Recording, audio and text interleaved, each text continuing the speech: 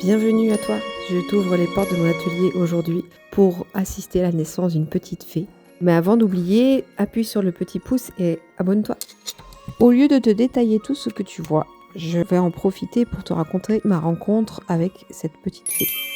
Il est des lieux où le sucre ne se contente pas de flatter le palais. Il console l'âme.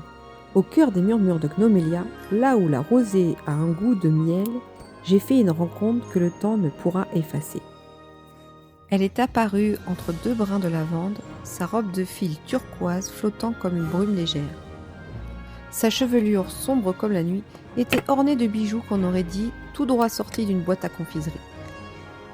On l'appelle la muse des échos printaniers, mais pour moi, elle fut une révélation de gourmandise. Ses mains agiles comme des battements d'ailes ne pétrissent pas seulement la pâte, elles y infusent de la lumière du matin. Dans son petit panier tissé, qu'elle garde précieusement, se cachent des trésors. Des sucettes magiques aux reflets nacrés, des pâtisseries minuscules. Chaque douceur est un baume, chaque gâteau une promesse de guérison. Un sablé à la fleur de lune pour apaiser les cœurs lourds. Une guimauve de nuages pour envoler les soucis. Autour d'elle, l'atelier s'anime d'un souffle collectif.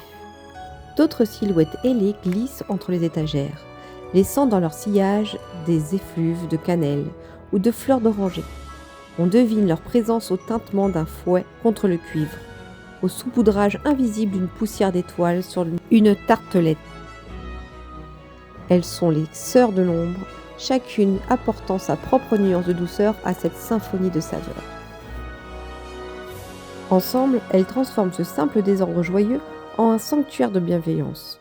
Car si la couleur flatte l'œil, c'est le praliné qui console l'âme.